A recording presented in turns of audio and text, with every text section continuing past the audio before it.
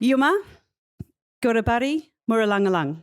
Hello and welcome to the National Archives of Australia. My name is Caroline Webber. I'm Director of Public Programs, and it's my privilege to have you all here this evening and our speakers as well. I'd like to pay my respects to Ngunnawal Ngambri custodians of the land on which we meet this evening and pay my respects to their elders past, present and emerging. I'd like to pay my respects to all Aboriginal and Torres Strait Islander peoples who are here this evening. And thank you for sharing your time and knowledge with us on Constitution Day as well as in NAIDOC Week. So before we start, just a few administrative announcements before the formal program. If you could please turn your mobile to off or silent. Toilets are out the door, either to straight out to the door to your right or across the corridor and to your right. And in the event of an emergency, which there won't be, please seek assistance of National Archives staff. We have these beautiful badges on. So it is now my pleasure to hand over to Paul Girawa House to officially welcome you to country. Paul is an Ngambri custodian and has multiple and local Aboriginal ancestries from this region. He also has a strong commitment to community, including as a board member of the Ngambri Local Aboriginal Land Council and as a New South Wales Justice of the Peace. He's also an accomplished didgeridoo player and will be performing here tonight for Welcome to Country. Paul has also been very generous to us, the National Archives of Australia, in supporting us in our journey of reconciliation. He worked with us to name the building here Muralangalang, rock shelter with hand stencils, storytelling memory, as well as performing a beautiful smoking ceremony at the opening of East Block in September 2019. It was a bit chilly, but it was just beautiful. Paul.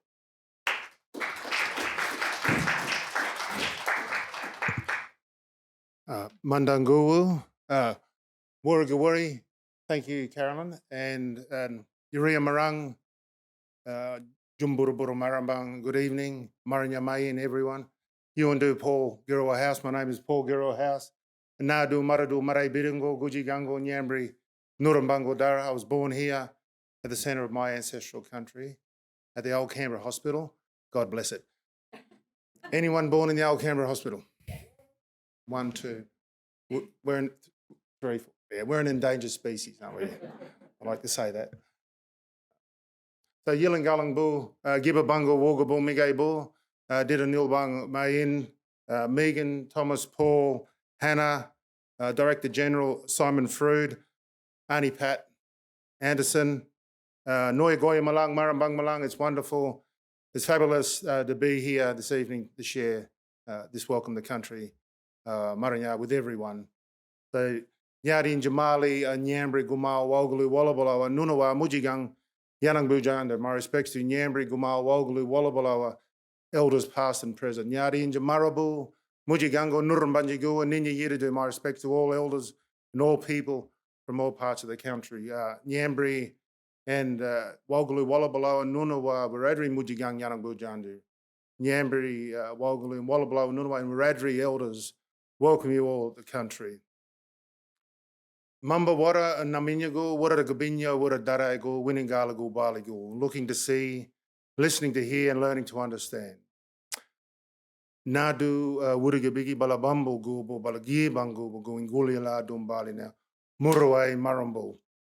We listen to our elders, our old people, the ancient ones. They show us the straight, the correct, the right path, the Nurumbango Dara on country.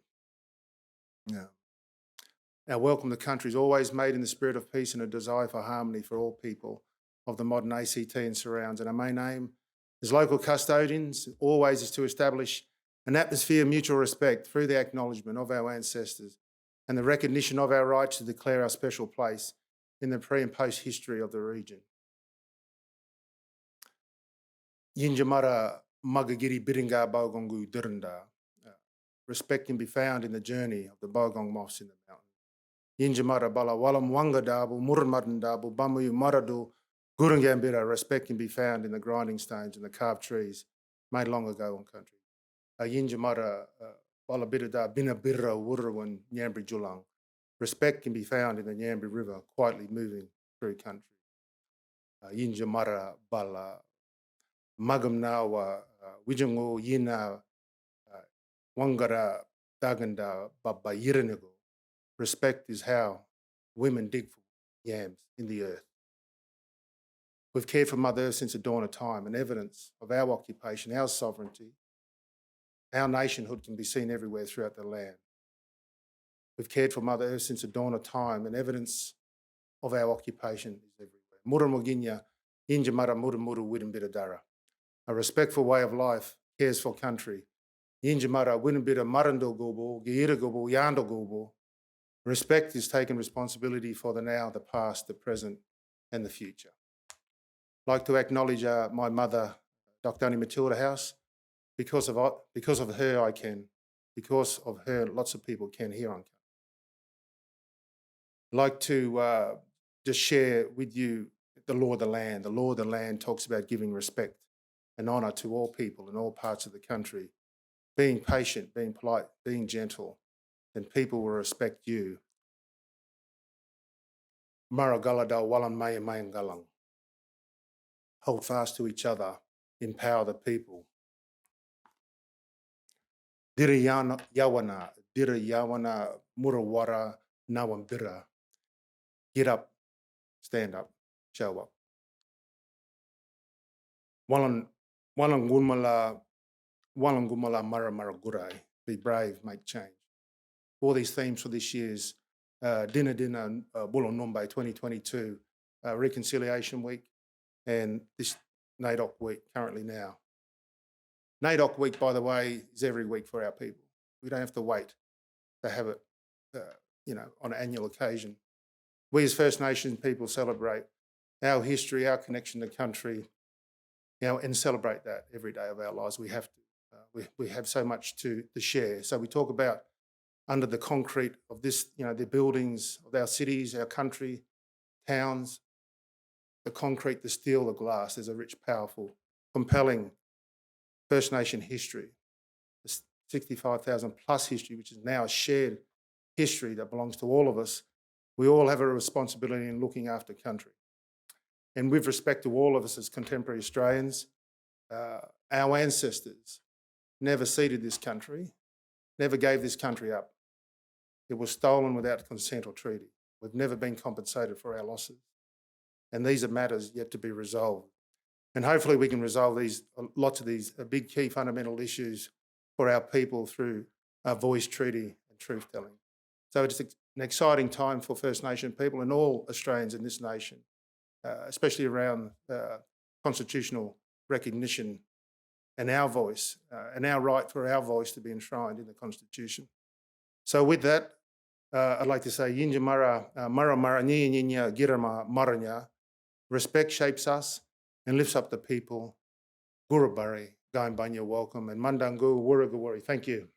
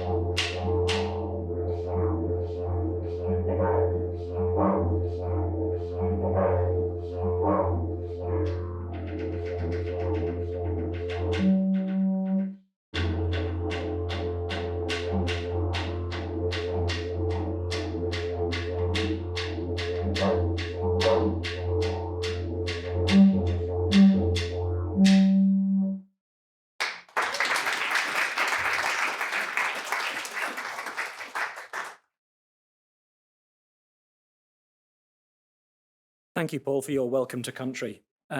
Yuma, good evening. My name is Simon Frood. I'm the Director General of National Archives of Australia, and it's my pleasure to welcome you to our annual Constitution Day Forum for 2022. I'd like to acknowledge the traditional owners of the land on which we meet, the Ngunnawal and Ngambri peoples, and pay my respects to their elders past, present and emerging. And I'd also like to acknowledge Aboriginal and Torres Strait Islander people who have joined us here this evening. Before I go on with my speech, Paul, you talked about respect, and I think sometimes we say the acknowledgement to country, and we say that we respect elders past, present and emerging, but we say the words and we don't mean it. So I'd just like to pass on my sincere thank you and respect for you for coming tonight, and thank you for your passion and dedication to the archives. It's really appreciated. And I'd like to sincerely pass on my respect to all of our panellists tonight who are speaking, and all Aboriginal and Torres Strait Islander people who are here tonight. So thank you very much. I'd also like to extend a welcome to all guests who are joining us this evening. This year's Constitution Day, which coincides with NAIDOC Week celebrations, is a special opportunity to discuss how modern Australia intersects with the Constitution and how the representation of voices in it should occur going forward. The original Commonwealth of Australia Constitution Act, passed by the British Parliament on the 9th of July 1900, has been displayed here at National Archives of Australia since 2001 and is currently part of the Voices Dunai exhibition. I hope that you were able to see these documents earlier this evening. They'll next be available for public viewing in September. The limited viewings are part of our sneak peek programme, which are designed to extend the life of these precious documents, especially the Royal Commission of Assent signed by Queen Victoria in red ink, which is now fading. The Constitution gives legislative power to the Australian Parliament for the governance of Australia, and records of enduring value which are created as part of this governance and part of the decision-making process are held here in the National Archival Collection. Today's forum is one of many National Archives public engagement programmes created to connect Australians to our Constitution and the collection, to build an understanding of and confidence in exploring the role that we, as individuals and as a nation, can play in creating an inclusive and modern society. The Australian Constitution is fundamental to the democratic rights and responsibilities of Australians, and although it has provided stable government for over 100 years, this does not mean that it is an ideal, flawless document. Indeed, it was designed in the knowledge that Australia would change. It was purposefully drafted to facilitate these changes through interpretation by the High Court or alteration by referenda. From the Constitution's inception, many diverse voices have sought to become involved in these processes and continue to do so. The Constitution is a living document which must reflect the aspirations of the Australian people in all of their diversity. This evening's discussion will seek to address this aim of reflecting social diversity and inclusion constitutionally with the question, constitutional voices, have the last 2 years changed the case for Indigenous recognition? The government's recent commitment to pursue a referendum on Indigenous voice to Parliament makes this discussion not only fascinating intellectually, but has real-world implications that will shape Australian society now and into the future. We are delighted to welcome our guest speakers to this year's forum, Professor Megan Davis, Dr. Hannah McGlade, and Mr. Thomas Mayer. And again, thank you for joining us this evening. All the speakers this evening bring with them many years of experience in advocating for Indigenous rights and recognition, both in Australia and internationally. And we are grateful that they have chosen to share their knowledge and their time with us this evening. We're also pleased to once again be partnering with ABC Radio National Big Ideas for this evening, as well as broadcasting this later this month. I'd like to introduce our moderator for this evening's discussion, Mr. Paul Barclay. Paul is a Walkley Award-winning journalist and broadcaster and has produced countless stories over more than 20 years of an array of programmes on virtually all ABC radio networks, and is the producer of Big Ideas programme and podcast on ABC Radio National. Welcome, Paul, and over to you. Thank you. Thank you very much, and welcome. Thank you to Simon, thank you to Caroline, thank you to Paul for his welcome to country. Great to be here at the National Archives of Australia. I'd like to, of course, acknowledge the traditional owners of the land that we're on as well, the Ngunnawal people and the Ngambri people, and pay my respects to elders past, present and emerging. It's always a pleasure to be at these Constitution Day events at the National Archives. I've been doing them for ages. Just a moment ago, I had a quick tour through the new building and saw the Kerr letters Governor-General Kerr letters to the Queen around the period of the dismissal, the letters that historian Jenny Hocking fought for the release of. Fantastic to see them on public display, and great to see some more transparency in this nation's history and in the tumultuous and controversial political events of that history.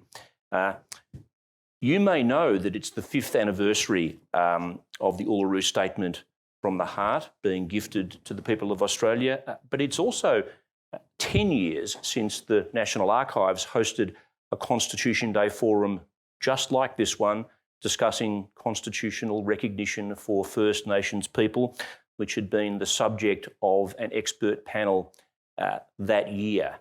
Like tonight, I hosted that panel, and like tonight, it featured Professor Megan Davis.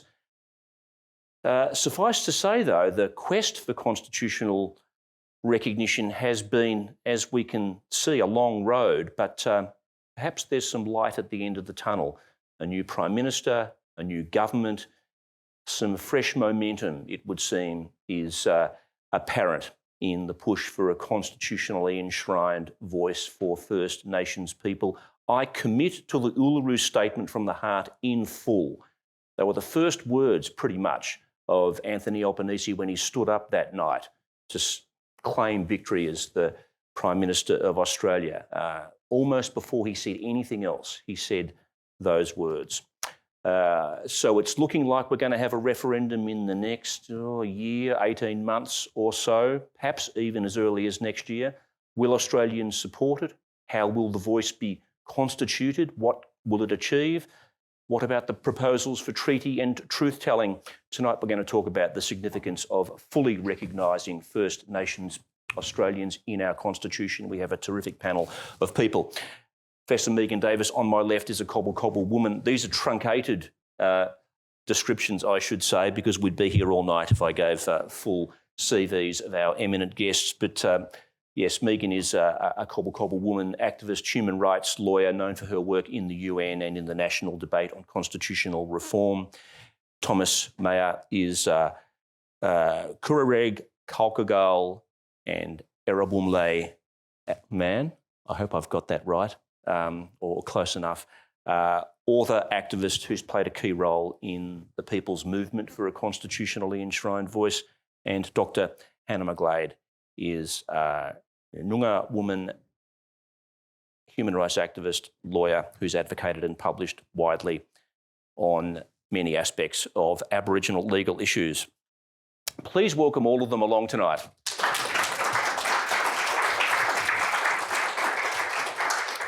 So, Megan, it's been a long road.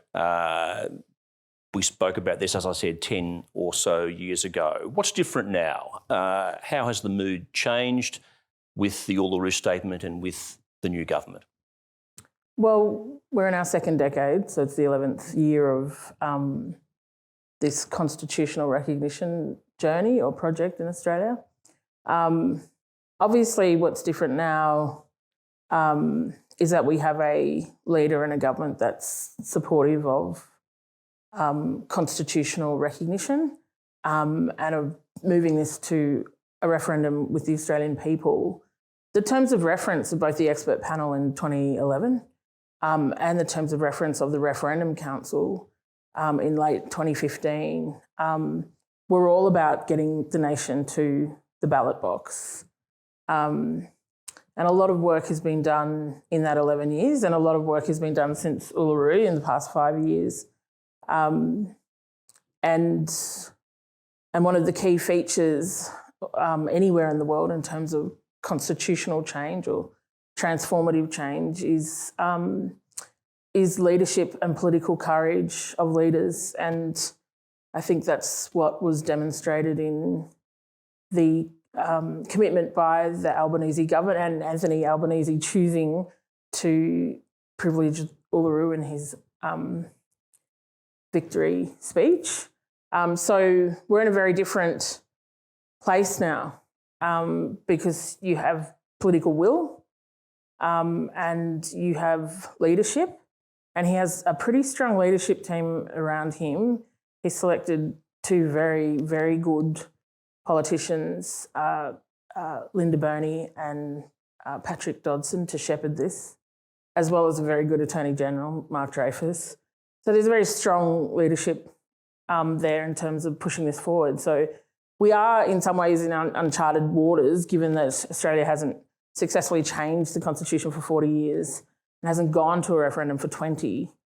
So there's a lot of expert pundit kind of opinion out there at the moment, but really, really nobody. It's a relative unknown. What I'm trying to say is there's actually no real precondition to a successful referendum, and so here we go. I mean, we are looking at a situation in which the two major parties have very, kind of low primary votes, and we have a very differently constituted parliament to what we've had for the past while. So the other kind of new players in the space are very actively engaged at the grassroots level with Australians, and obviously the sentiment was very strong leading up to the election that Australians wanted to see change, and change led by their leadership. And climate change, the Integrity Commission, and the Uluru Statement from the Heart were three of those big things. So, yeah, we're in a reasonably good space, I think, to move to a referendum. We'll talk about where we are at now and where we're going, but just want to go back a bit, Thomas, because you were there at Uluru when the Statement from the Heart was born, and I know there was an immensely powerful experience for you being there. You've written about that moment. Just before we move ahead, just tell us about how it felt for you being there at Uluru in that moment and watching Megan read the statement out for the first time. Yeah, it was an incredible moment, and it's something that's driven me for the past 5 years to continue to campaign for this. You could have heard a pin drop in the room, when Megan stepped up to the podium, and there was just this huge weight of expectation following all of those dialogues around the country, the 3 days of debate and discussion at Uluru. Just a challenge of ideas and different positions on things, and just waiting. As Megan read those words, you could hear a pin drop, and when you read those final words, Megan, and just the entire room just erupted. So 250 Aboriginal and Torres Strait Islander people from all around the country, with all these different experiences and perspectives and ideas, stood as one and endorsed it with standing acclamation. And, one of the most special things that I saw in that moment were people that were in passionate debate against each other, embracing each other with tears of joy and hope. And I remember lining up, we had the canvas there that was marked out with pencil, and we lined up to put our names on the Uluru Statement before it was painted and the words were printed in the middle finally. And, my face was just so sore from smiling. It was... It really was something that I think it's a political feat that this country should celebrate forever, that we had come from so many different places. Even the experience of colonisation is different for a lot of us, the different impacts and the different ways that we have been dispossessed and disempowered. And to bring that together in that consensus, it's an incredible thing. So, Hannah, here we are at this moment now where we have this incredibly powerful statement. We have not just the statement, of course, we have this idea of the voice to Parliament. What would you say to those people who are wondering right now, why is this so important? Why is a voice, a constitutionally enshrined voice, so important for First Nations people in Australia? I think the people at Uluru articulated it so powerfully in the Statement from the Heart about the suffering of Aboriginal people all across the nation, the inequality, what's happening to our children, the continued removal of Aboriginal kids we know is much greater now than it was in that horrific time of the stolen generation and that genocidal policy. The incarceration is the other main issue. We've got growing, gap. Actually, we're not closing the inequality in Australia. So, and that does come down to the lack of fundamental human rights around self-determination and self-governance set out very clearly in the UN Declaration on the Rights of Indigenous Peoples. And the voice model, gives an opportunity for Aboriginal people to, have a very clear say about laws and policies and change the direction of, sadly, the ongoing paternalism and maternalism that we see every day of the week in government behaviour. So before any referendum can proceed, it needs to be approved by Parliament, preferably by both houses, but not actually necessarily can go ahead with just the vote of the House of Reps. Word is, Megan, that we're looking at the next year or two. What would you say the window of opportunity is for the referendum, given the fact that we have this political momentum right now? I mean, I think the window of opportunity for any government in any electoral cycle is small, because the last year is generally spent preparing for the next election. And that speaks to one amendment to the Constitution that they've tried, and I think they would like to try again, and that is 4-year fixed terms. Because I think, generally Australians aren't normally in favour of that, but I think we're starting to see the negative impact of that short political cycle on policy making in this country. So one would think they would need to have gone by middle of 2024. We obviously put out some suggestions. We had a dialogue prior to the election and issued the Yarrabah affirmation that set out what we said were propitious dates in the 46th Parliament, in which there were dates that aligned with, well, we said the stars, but with 1967 and the Uluru Statement, and they just so happened to fall on a Saturday, which is when we have to go. So we were like, the stars are in alignment. And so one of those is May 27th, 2023. I think I got that wrong. And a similar date in that week of the anniversary of 1967 and Uluru in 2024. So both dates kind of fall in May. I mean, at the end of the day, it is up to the government to decide when they want to take it. Would that be enough time in terms of the public tuning into this issue, getting involved, thinking about it? I think it's a little bit like, so the literature would tell you it's a little bit like elections. No one switches on until it's called. But having said that, referendums are very different. What we know from referendum data really is that there's no set precondition to a successful referendum. So 8 out of 44 have been successful, and 4 of those questions were at one ballot. But the last successful one was 1977 with High Court retirement ages for High Court judges.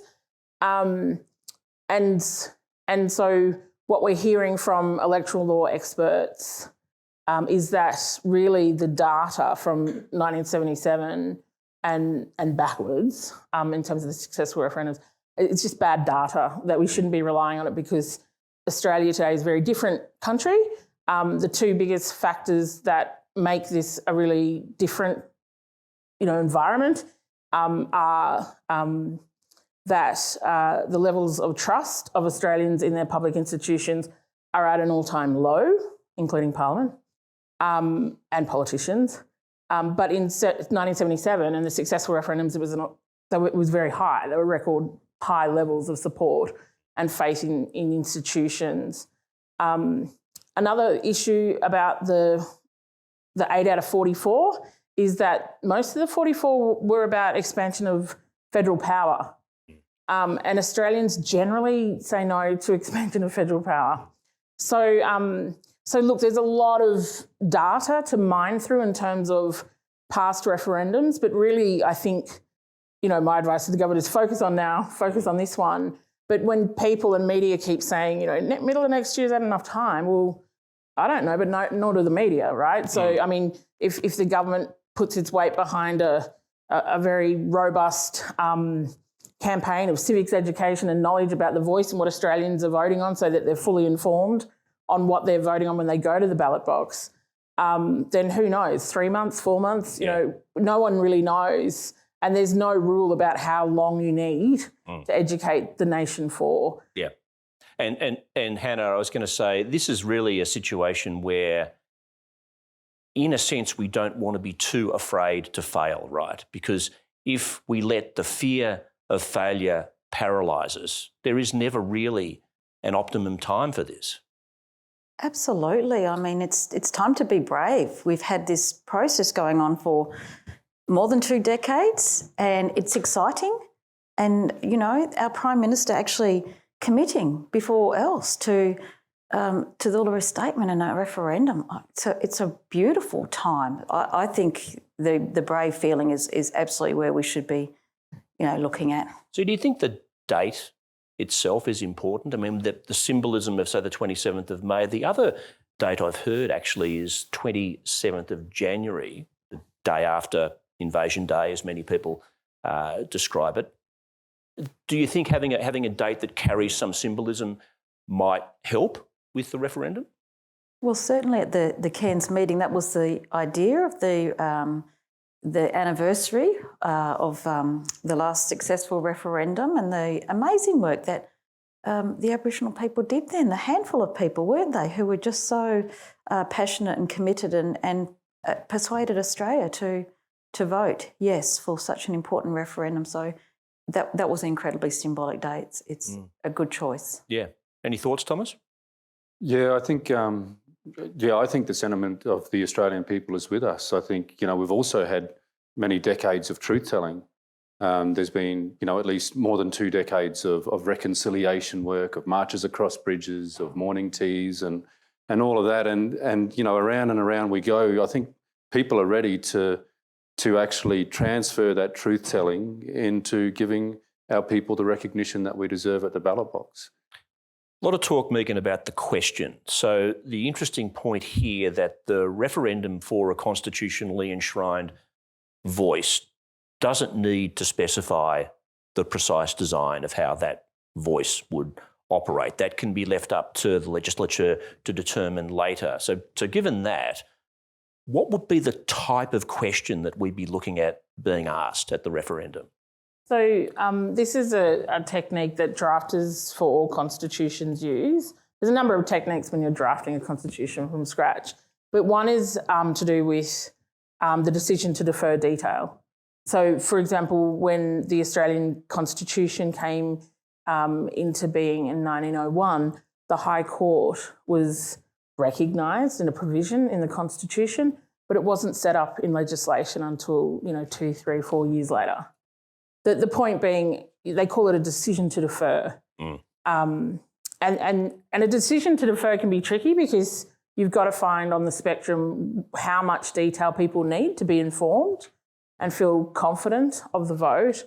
And then if there's too much detail, that's problematic as well because people are voting on the detail and not on the actual principle of what the amendment is. And I think people refer to the Republic referendum a lot. Look, I mean, that's a very different thing, though.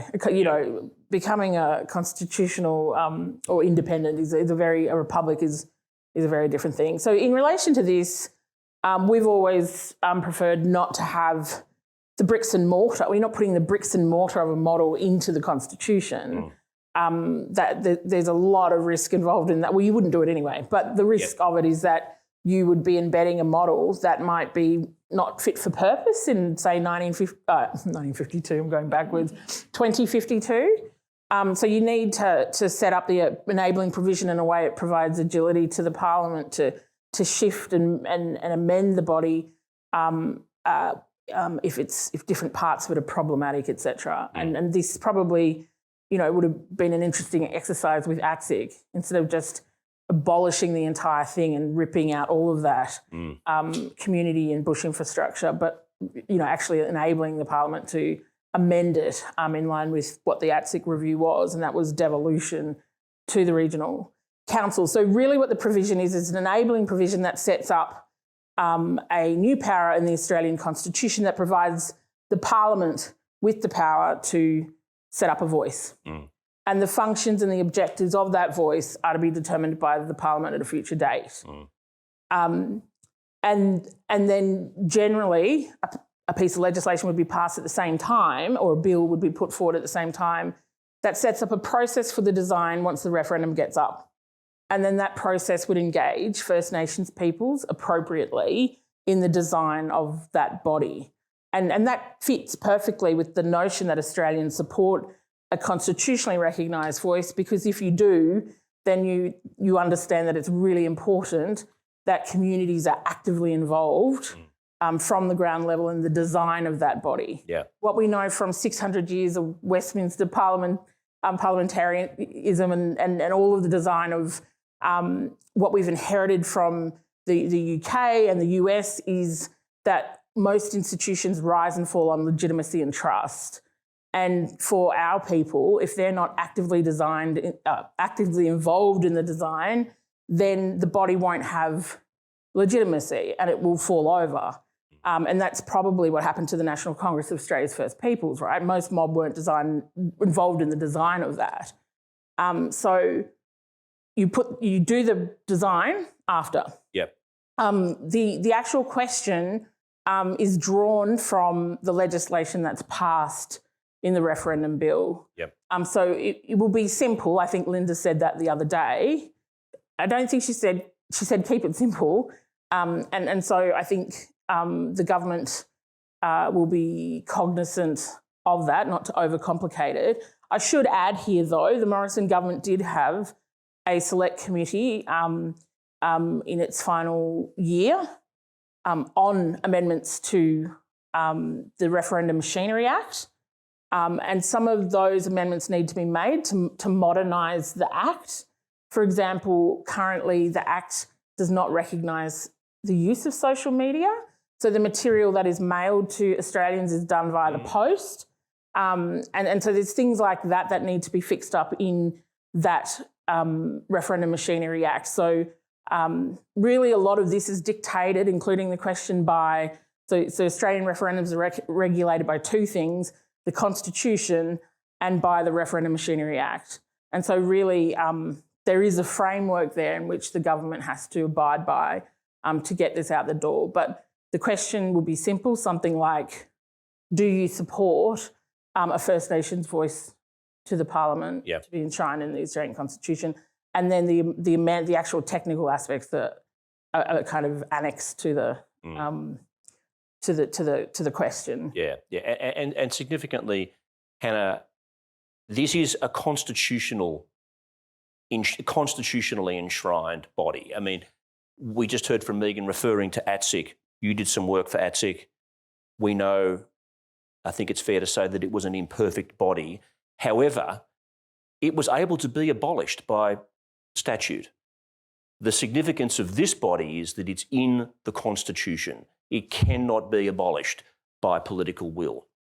That is so significant, and constitutional recognition of Indigenous rights is really a high benchmark, and we need to, embrace that more. I think it's certainly discussed a lot at the UN Permanent Forum for Indigenous Issues. There's been constitutional reforms recognising Indigenous rights in various shapes and forms around the world.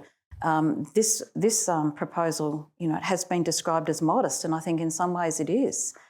Certainly, if we continue to just have legislated bodies, we do risk regressive governments in the past, such as happened, simply abolishing. And I just feel we're left in the wilderness, and we're not going ahead and progressing as a nation in the way we should be. You're from WA, a mining state.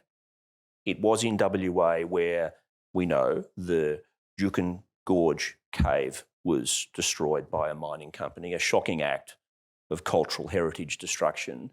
Could the constitutional changes called for in the Uluru Statement, the voice that we're talking about, help to create stronger cultural heritage protection, for example, just in terms of giving us an idea of what a voice could achieve? I do think so. I think a national voice would have had a strong presence in articulating what appropriate legislation should have looked like. And as it was, we sort of fought our own battle in the West, and we are often generally are not heard on this issue. I mean, we've never had land rights. That was defeated by mining companies influencing ALP governments successively. I think the influence that a voice could have had, might have shifted the course of history there. Instead, now we're before the UN Committee on the Elimination of Race Discrimination, pointing out how, in fact, the law is racially discriminatory to Aboriginal people, allowing, for example, rights of appeals to developers and companies if they don't get permission. No such right of appeal to Indigenous people. And we know the history, the cultural history associated with this law and practice has been consistently denigrating Aboriginal people's rights to heritage and culture, and consistently approving mining in particular to go ahead, including in such a dreadful way, shocking way, as we saw with the Juukan Gorge. So it makes policymakers and lawmakers more accountable, a body like this. They can make their laws, but if those laws are in violation or in opposition to what the voice has said, then that's shining a very bright light on that decision, right? It's a duty to consult, so they're compelled to have people at the table. So with Juukan Gorge, like in some of those amendments to the Cultural Heritage Act and decisions around not just the gorge but other mining, destruction of cultural sites, there are no Aboriginal people at the table. Take the vaccine rollout.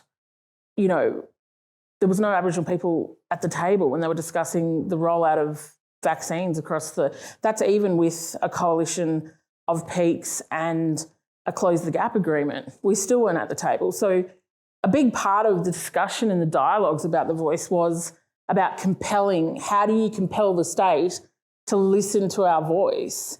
And that's where, when Hannah says it's a modest proposal, they're compelled to have us at the table. We can't bind Parliament because parliamentary sovereignty says that no one can, other than the High Court. But it compels them to have us at the table. And that's just a very dramatic transformation of the state of what we have now.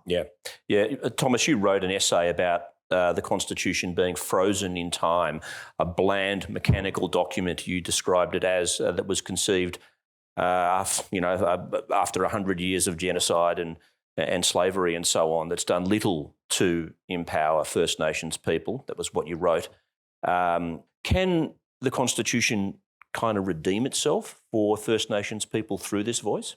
I think the thing about the Constitution that makes it such an important thing is it's only the Australian people that can change it through referendum. And just to the earlier point that we were making about accountability, it's a mandate from the Australian people. You see, it might be advisory to Parliament, but through the Australian people, a double majority saying that this voice should exist and that it should be listened to.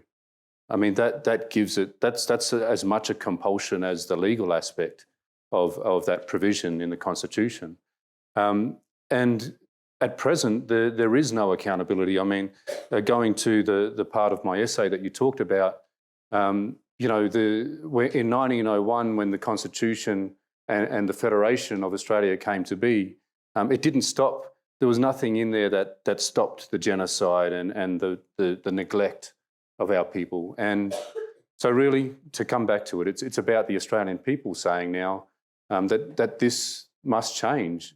A really simple way that I explain the Constitution when I'm going around advocating for this, and school children understand this, is that the Constitution is just the rule book for the nation that even the politicians must adhere to. And I use Section 44 as an example. The politicians were losing their job when they didn't adhere to the Constitution because they had a dual citizenship. And it's just the most basic thing, the most simple thing for people to understand is, should Aboriginal and Torres Strait Islander people be recognised for their special place in this country? If decisions are being made about them through the race power, if special laws are being made about us, then should we have a say about those laws? Yes. There's simple things for Australian people to grasp, I think, and answer when it comes to a referendum. Do you think that if we'd had a voice, something like the intervention would not have proceeded, which, of course, as we know, involved the suspension of the Racial Discrimination Act. I mean, it's speculation, I know, but do you think that's that's how the voice could possibly operate? I mean, how disgusting is it that, you know, that they had to suspend the Racial Discrimination Act, Northern Territory, to do what they did, to turn the Australian Army in against its most vulnerable citizens in remote communities in the Northern Territory? Absolutely, I think a voice would have made a difference. It would have made it far more politically precarious for those things to happen. You know, a united First Nations voice with the right to speak in Parliament, because the other thing about accountability is that it's also transparency if it's to Parliament. You know, it's transparent to the people that the voice represents, us, and to the wider Australian public. So that's another layer of accountability. And the mob at Uluru, you know, in the community of Mutitjulu, Sammy Wilson, Jumma Uluru, the family who gifted the name Uluru to this campaign, to the statement, they say that one of the reasons why they want the power of Uluru to help this succeed is because they don't want to be standing alone in Mutitjulu if something like that was ever to happen again. They wanted, you know, that unity of our people and the Australian people saying it should be listened to stop it. Megan? When they first passed the laws, it wasn't really clear whether or not they had suspended the Racial Discrimination Act. What they actually did was pass it under the plenary power of the Territory's power. Was you know, it was all very murky initially because they didn't actually identify how they were doing it and how they were suspending, how they were passing racially discriminatory laws, because they probably would have been supported by Section 5126 as well, the race power. But the point I'm trying to make is that Aboriginal people substantial numbers of Aboriginal people do live in the ACT and in the Northern Territory, and the Commonwealth does have the power to pass laws that override those territory laws. And therefore the voice would have had a major role to play prior to those intervention laws, the package of intervention laws that we call the emergency response. Absolutely, they would have been engaged. And I think Thomas makes a really good point, and that is this is not just about leveraging the Constitution, it's about law and politics, right? It's about law and the political space. So it's an upfront tool, it's an upfront political tool to influence Parliament, to leverage the voice and a successful vote in a referendum with the media, and to have that dialogue with the Australian people to say, look, the Parliament is doing something that we're saying, that our people on the ground are saying they should not be doing. And people kind of say, oh, well, that's a bit weak, that, you know, they're just going to ignore. But actually, no, when you look at the history of the way in which groups can influence Parliament, it's actually a very powerful thing. It's a very powerful thing for the Parliament to say, look, we're just going to ignore not just First Nations voice, but the entire Australian population who voted yes for this. Thomas, did you want to say something? Yeah, just on the Territory's power, you know, and it goes to, you know, and that vulnerability that mob have in the Territories to the whims of the federal Parliament. It goes to treaty as well, you know. We really, you know, it's going to be like, you know, the big boss in the whole place. You're doing an agreement with the middle manager and not the big boss that can override anything that you do there. We really need to have this voice to support treaty making in the Territories, as well as the states, because the feds can leverage, you know, with federal funding and all sorts of things to undermine treaties that are done in states and territories. Yeah, well, the Commonwealth can override them, right? They can override any provision that they want. So, yeah, I mean, it makes state-based treaty very, very vulnerable. And that conversation was had in the Uluru Dialogues when we talked about, well, you know, the opportunity of constitutional reform is in front of us. What do we do? Yep. And this. We'll come to treaty and truth-telling in a minute. Yeah. I just wanted to bring up, I don't want to dwell on this, Hannah, but there are some in the First Nations community who are lukewarm or outright antagonistic to constitutional reform and the voice to Parliament. Are you afraid they could derail the process? I am a bit worried. I don't know about derailing because, as I understand, the stats are looking good for a lot of support. Yeah. But it's important to talk about what those concerns are, you know. And I hear all sorts of things like, you know, our people are not interested in constitutional reform. But I don't think that's really true, actually. There was obviously a strong history of people fighting for constitutional reform. So perhaps there's a lack of education about the Constitution and how important it really is. And we need to do more talking about that. I mean, we've got a constitutional challenge coming from my state to a very regressive law, which is locking Aboriginal people particularly up indefinitely for crimes that you would never think people would be, locked up for good, increasing the prison rate. So yes, the Constitution has got these really important aspects of it when a state parliament can go across the line too far in infringing people's rights, even though we still don't have a Bill of Rights. I think there is, and I think the sovereignty movement, which I've also been a part of, which Canberra has a strong connection to with the Tent Embassy, might see the Constitution as sort of like white fella business, But if we look at the Constitution, Megan's the expert here. There's a external affairs powers that's actually about treaties and rights. I mean, this is very important to us. We've been fighting for Indigenous rights through those external treaty powers for a very long time. So that clause, the Indigenous rights, and I think other areas also where we could be looking at more federal engagement actually would probably be really in our interests as Indigenous people. I suppose the fear may be, Megan, that bad faith political actors use opposition from within the First Nations community to the Voice to then argue against the Voice and claim a mandate of sorts from Indigenous Australia. Is that a potential source of concern? Yeah, I mean, I think, look, we're a community that have many different opinions on things. And certainly the way the dialogues were designed was about that. Yeah, it was about mediating or mitigating groupthink so that the loudest people don't get in the room, scream everyone down and nobody else gets to participate. So it was designed very carefully to ensure shy people, introverted people, women, people who aren't politically savvy, people who aren't sovereignty mob, they get a say. Yeah, they get a view, they get a say as well in a very safe environment.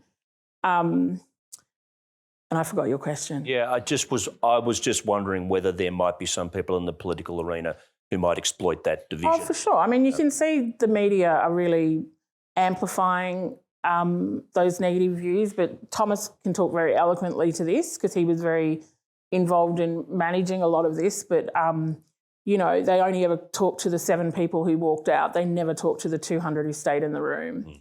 And I think that's a really important point because I think a very large proportion of our mob understand very much about the power that can be brought to bear through constitutional arrangements. And I say that because if you look at the history of advocacy for our rights, our people have called for constitutional recognition for decades and decades and decades and decades in terms of, very direct participation in democratic decision-making of the parliament so that laws and policies are of a better quality. We've been asking for that since colonial government, since the 1830s. So... and we're talking now about a mechanism. I remember 10 years ago we were talking about something more symbolic. Where we are at now is something a lot more concrete and empowering, right? And that was in response to mob's concerns that the form of recognition on the table post-expert panel was going to be symbolism, and they objected to symbolism. I objected to symbolism. They also objected to the Recognise campaign. We listened to those concerns. We went and talked to Tony Abbott. That is how we got the Referendum Council up, was so that we could find something much more substantive in terms of recognition and meaningful recognition to our people. And that was the whole point of the dialogue. So, yes, it's a much more substantive reform. I should say, though, the expert panel came up with a pretty substantive reform, the entrenchment of a non-discrimination clause, and that was rejected by both sides of politics as being a bridge too far. So the Voice is very much, in some ways, us re-looking at what we were doing and saying, well, what could we do that doesn't involve the High Court? So a provision that involves litigation and going to the High Court in the event that the Parliament did pass racially discriminatory laws. in an adverse way. Because, you know, to be kind of factual, that when they do it, it's destructive, but they don't do it all the time. And so there was a discussion about, well, you know, is this provision really something that's going to empower us to change things now? And so the voice, I think, speaks to a post-expert panel kind of sophistication of our people going back and thinking, well, okay, if they're not going to go for the one clause Bill of Rights, which is what Tony Abbott called it, and you have to keep in mind that it's one thing for activists to say, we want this. It's another thing to get it achieved through the political system. Political imperative is something that we don't always talk about when we're talking about these big aspirations for reform. And so part of the Referendum Council's work and the dialogue and working and lobbying with both sides of parliaments and the Teals and everyone is creating political imperative, talking to the Australian people, creating that political imperative to get something that everyone's going to agree on. Yeah. So part of the opposition, to the extent that it exists within the First Nations community to the constitutional voice, is, as you said, Hannah, this issue of the Constitution. But the other source of opposition is from those who believe treaty and truth-telling must precede the voice. Perhaps I'll get a response from you to that, Thomas, first, and I'll come back and hear from Megan as well. What do you say to those people who think that's more important in terms of the order of priority? Treaty and truth-telling should come ahead of the voice. Yeah, well, firstly, the sovereignty question. I mean, if anybody thinks that our identity is going to disappear the day after a referendum, you know, I mean, it's just not a reality, right?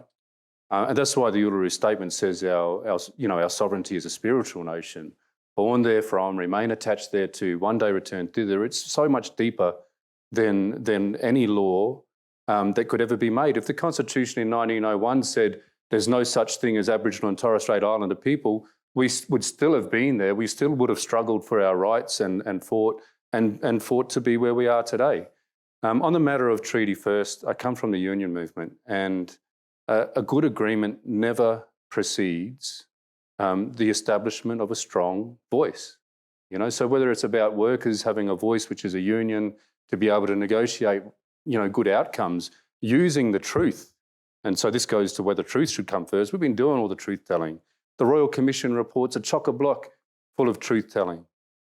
But the recommendations are not implemented. So what's missing is the political power. And so in regards to treaty and a federal system, we must build a national voice, because it's more so the Commonwealth that we need to be reckoning with than the states and the territories. We need to have that ability to sit at that table. Hannah, you agree? Yes, absolutely. We have some treaty-making processes across different states. In West Australia, I don't think it's anywhere on the political agenda. So for us, a national voice is critically important. You know, how would we ever negotiate a national treaty without the team set up in place, you know? Yeah, I think the truth-telling, we have been doing truth-telling. We do truth-telling all the time as Indigenous people. We've had a film crew in Perth last week. I've been working with looking at the Yagan story, our fallen warrior, whose head was cut off and taken to Britain, and our elders didn't stop till they found him and shown him home.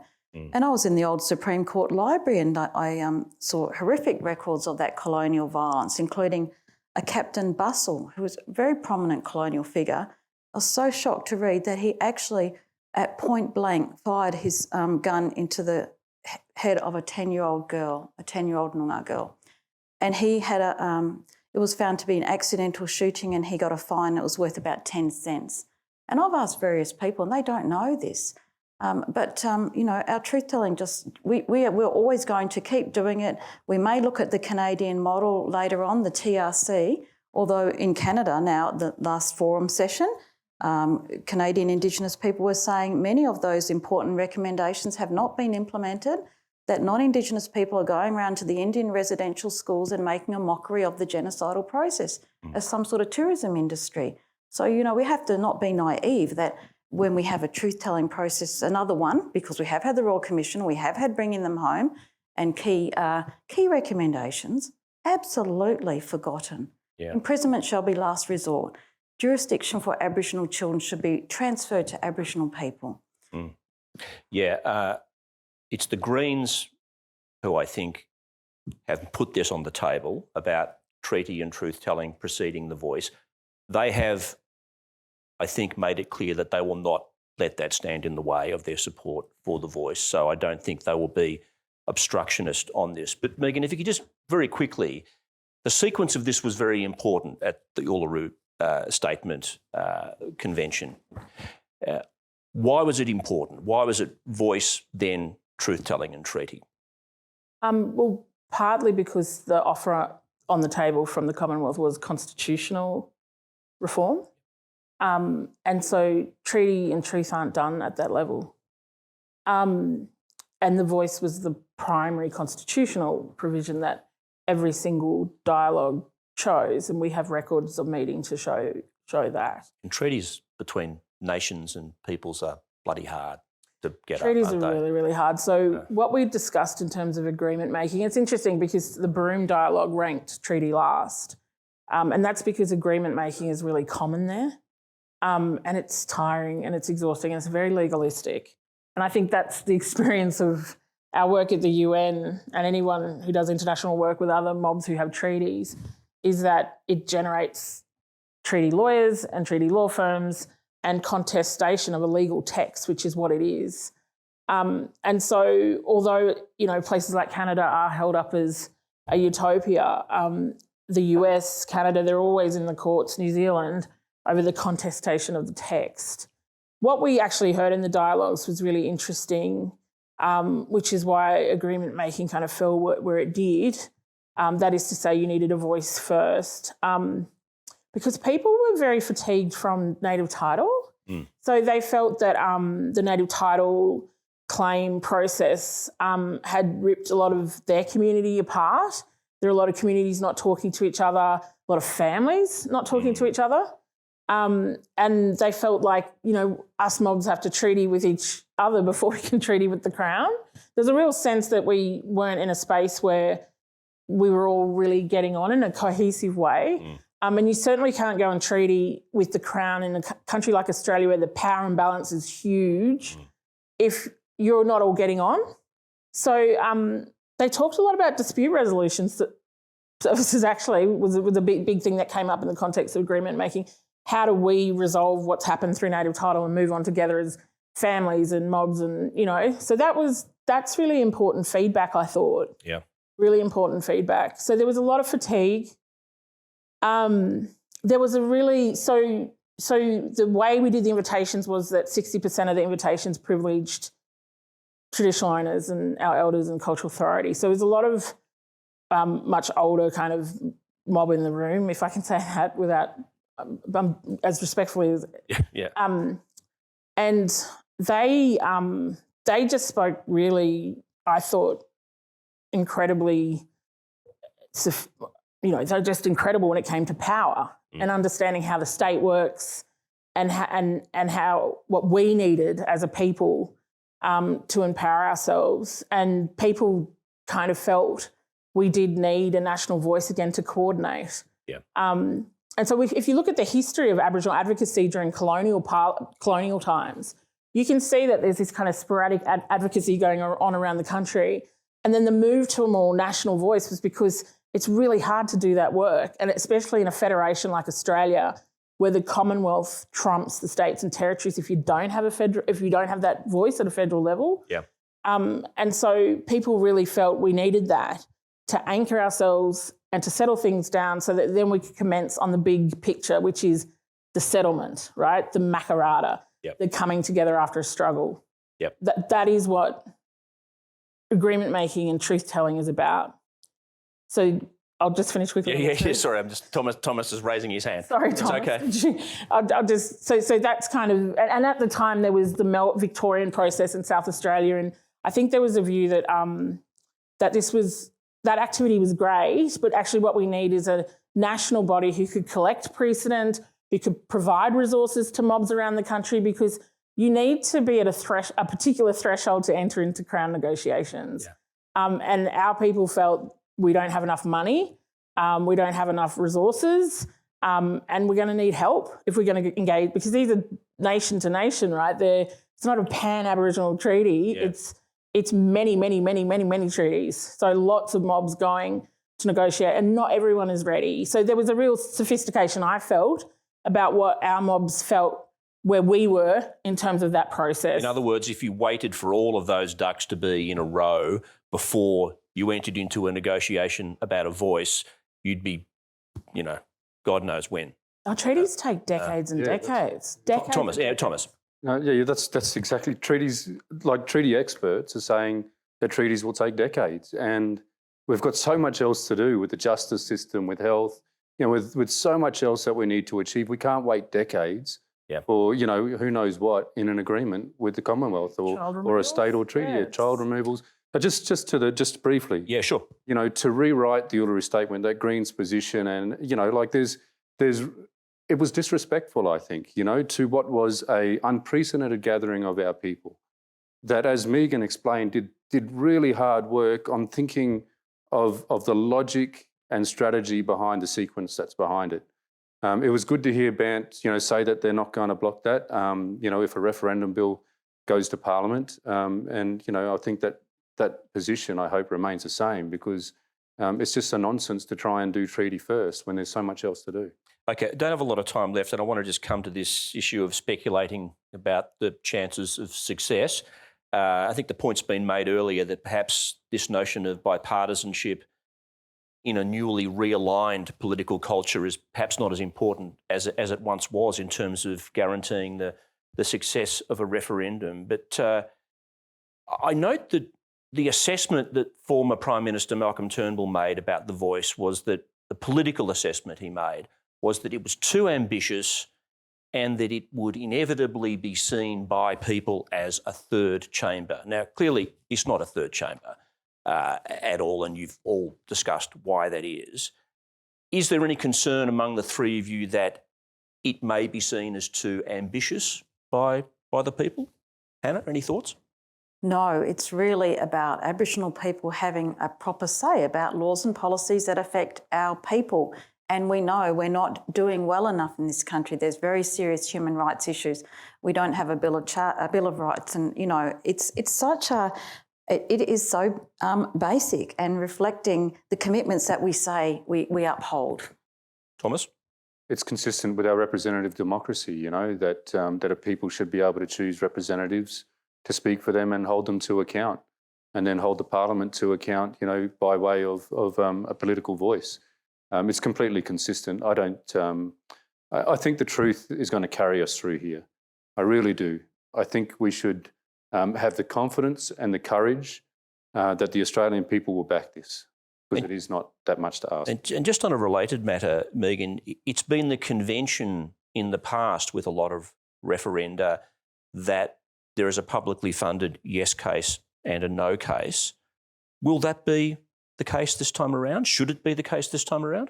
It's entirely up to the government as to what they do there, but certainly if they don't fund a yes case, then they don't fund a no case, yeah. And you're not asking for funding? I'm not. Well, the whoever is running the yes case? As far as I know, nobody's asking for funding. But can I just say, it is, in this scheme of the world, it is a really actually very pedestrian and conventional reform. Yeah. It isn't overreach at all, and anybody who says that is making mischief. Mm. Okay, so are we feeling confident then? Is that the... Oh, I'm confident. We can win this. But partly because we've been talking to Aussies for 5 years. Yeah. Yeah, we've talked to so many Australians, more than any politician would on Uluru. We've been doing an education program for 5 years. We feel, we believe the polling that says it sits around 60% right now. We feel really, and then what happened with the independents or the Teals, that's what we were hearing too. And when Albanese was so strong, Australians are talking about this. Can I just say about that? We reached 60%. That's been a consistently growing number. And the reason I believe the truth will carry us through here is because as that number has grown, so has the amount of the people that say they've read the Uluru Statement and have learned about it. So as they learn the truth about this, they tend to say they vote yes. So for us white fellas who look at this and really want some of this unfinished business of our history to be dealt with, the nightmare scenario is that this doesn't get up. I mean, that's what white fellas that I'm talking to are saying. I can't imagine what First Nations people think about that prospect. How devastating would this be? Or is it not an important question? No, because like this country is so used to just being so adversarial and talking stuff down. What we're talking about here is engaging the agency of the Australian people, like the Australian community coming together and voting together. And I think, you know, for so long politicians have given up on that, right? And you saw it in the last election, right? They, you know, and the mainstream media, they didn't even pick the mood of the nation, right? They're on buses and jets flying around with the political elite. And anyone who lived in a community would know that people were talking about climate change and integrity and Uluru.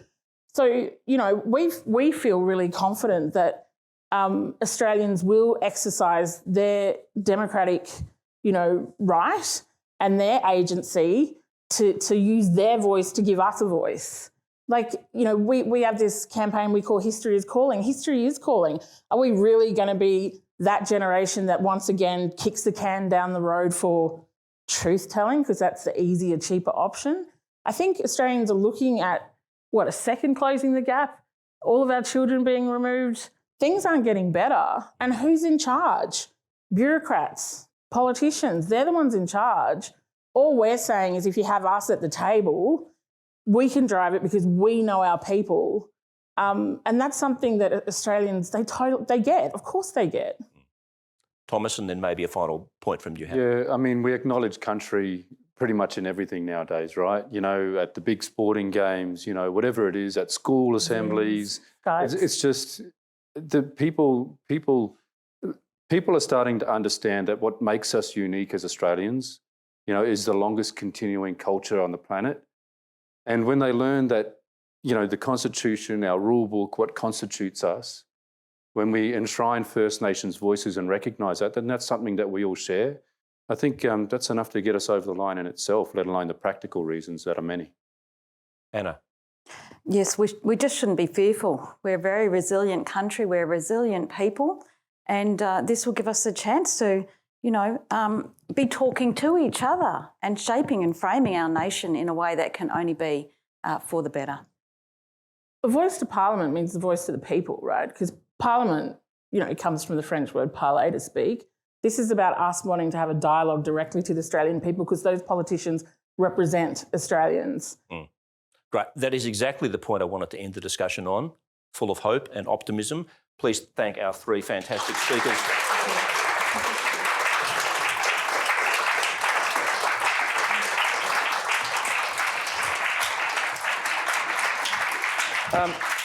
I think I'm going to hand back to Carolyn to wrap up, but I just had a thought. Sorry about that. Thomas, you were going to recite to us, to remind us, you were going to recite the statement from the heart. Can you do that for us? We gathered at the 2017 National Constitutional Convention, coming from all points of the southern sky, make this statement from the heart. Our Aboriginal and Torres Strait Islander tribes were the first sovereign nations of the Australian continent and its adjacent islands, and possessed it under our own laws and customs. This, our ancestors did, according to the reckoning of our culture from the creation, according to the common law from time immemorial, and according to science more than 60,000 years ago. This sovereignty is a spiritual notion, the ancestral tie between the land or Mother Nature and the Aboriginal and Torres Strait Islander peoples who were born therefrom remain attached thereto and must one day return thither to be united with our ancestors. This link is the basis of the ownership of the soil, or better, of sovereignty. It has never been ceded or extinguished, and it coexists with the sovereignty of the Crown. How could it be otherwise? that a people's possessed the land for 60 millennia and this sacred link disappears from world history in merely the last 200 years?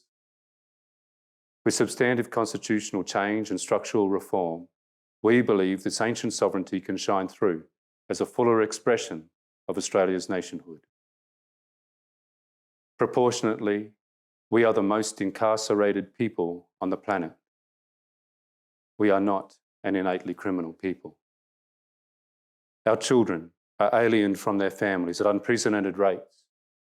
This cannot be because we have no love for them. And our youth languish in detention in obscene numbers. They should be our hope for the future. These dimensions of our crisis tell plainly the structural nature of our problem. This is a torment of our powerlessness. We see constitutional reforms to empower our people and take a rightful place in our own country. When we have power over our destiny, our children will flourish, they will walk in two worlds, and their culture will be a gift to their country. We call for the establishment of a First Nations voice enshrined in the Constitution.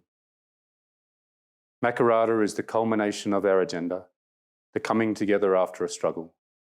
It captures our aspirations for a fair and truthful relationship with the people of Australia and a better future for our children based on justice and self-determination. We seek a Makarrata Commission to supervise a process of agreement making between governments and First Nations and truth-telling about our history. In 1967, we were counted. In 2017, we seek to be heard. We leave base camp and start our trek across this vast country.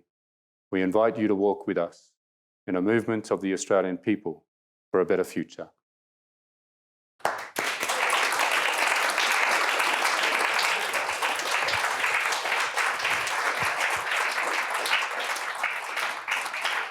Look, I'm sorry if that threw the timing of the event out, but it is so powerful to hear, and thank you, and so impressively delivered. Thanks very much, Thomas. All of you for coming this evening. It has saved the rest of you from my corporate spiel about joining the National Archives membership program and things like that. If you are interested in the National Archives of Australia, pop online to naa.gov.au. You can find membership information, newsletter information. I would like to thank once again Hannah, Thomas and Megan for taking their time, very important time to come here this evening. For you, taking your time on a cold Canberra winter evening to listen to the conversation. Paul, thank you once again for being part of Constitution Day. Your contribution is really important. Let's walk together and make this happen. Yep. Thank you very much.